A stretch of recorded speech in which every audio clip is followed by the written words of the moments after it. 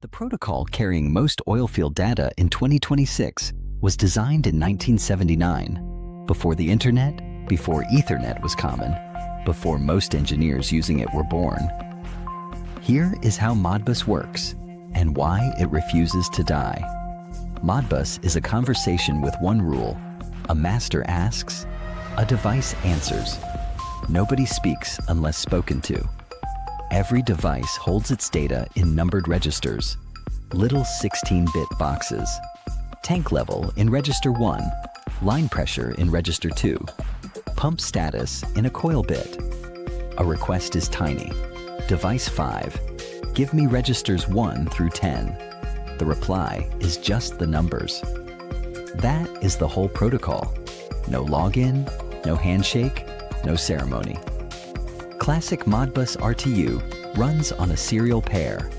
One twisted wire daisy-chained cabinet to cabinet, kilometers long, immune to weather that would kill Wi-Fi. Modbus TCP is the same conversation moved onto Ethernet. Same registers, same requests, wrapped in a network packet. The catch that bites everyone: registers are just numbers. Nothing says register 1 is tank level in feet. That mapping lives in a datasheet. Get one row wrong, and your pressure reading is secretly temperature.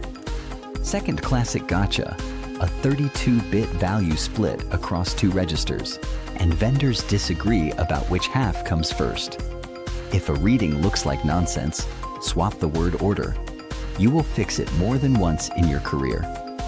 Why does Modbus survive every replacement attempt? It is free. It is simple enough to implement in a weekend, and it is inside effectively every industrial device made in 40 years. Its real gaps, no security, no device identity, are solved today by wrapping it. Read Modbus locally at the site, then carry the data to the cloud over an encrypted link. That is exactly the Merobix pattern. Point the platform at your Modbus devices, map the registers once, and those 1979 numbers become live cloud dashboards with alarms. If this saved you a Google search, subscribe. We publish practical SCADA and oil and gas automation explainers every week. No fluff.